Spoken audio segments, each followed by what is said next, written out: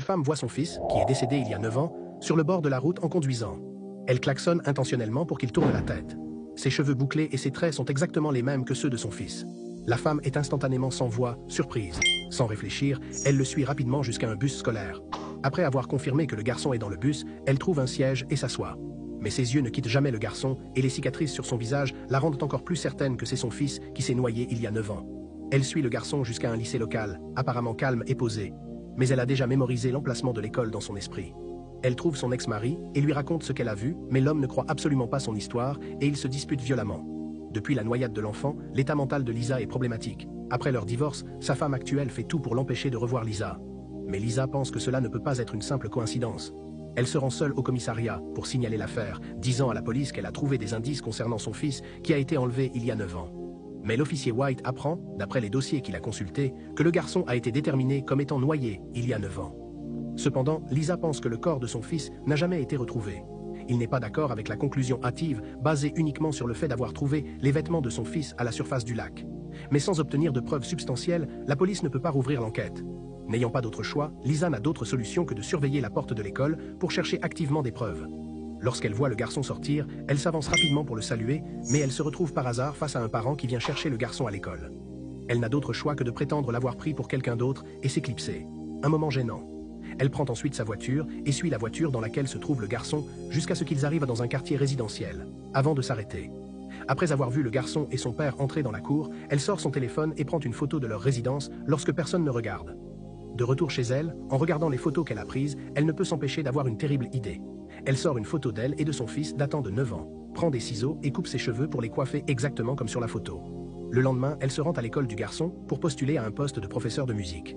Le directeur est très perplexe face à cette femme qui a quitté le milieu musical il y a près de 10 ans. Lisa ment en disant que c'est parce qu'elle a eu une maladie grave il y a quelques années, mais par amour, elle ne peut toujours pas abandonner la musique. Alors elle a décidé de revenir à l'école.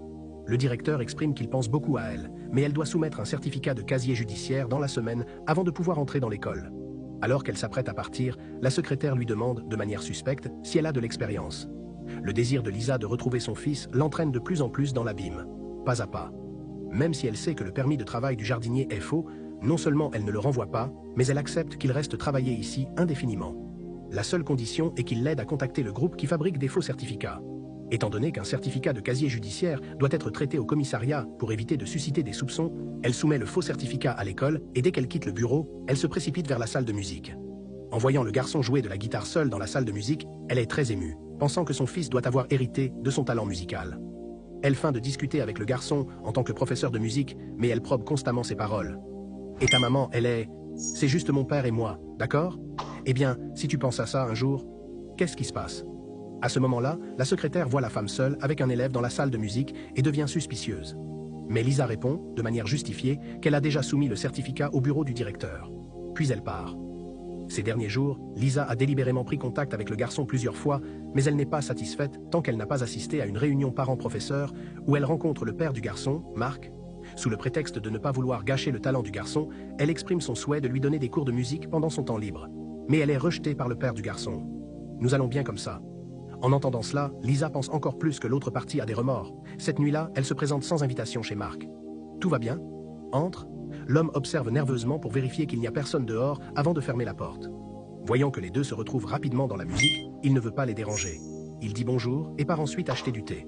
Voyant l'homme partir, le comportement de Lisa devient de plus en plus audacieux, utilisant l'excuse d'aller aux toilettes pour fouiller dans la maison. Elle est attirée par un modèle réduit de maison et s'en approche pour l'examiner de plus près, sans savoir que Martin a oublié ses clés de voiture et est revenu chez lui.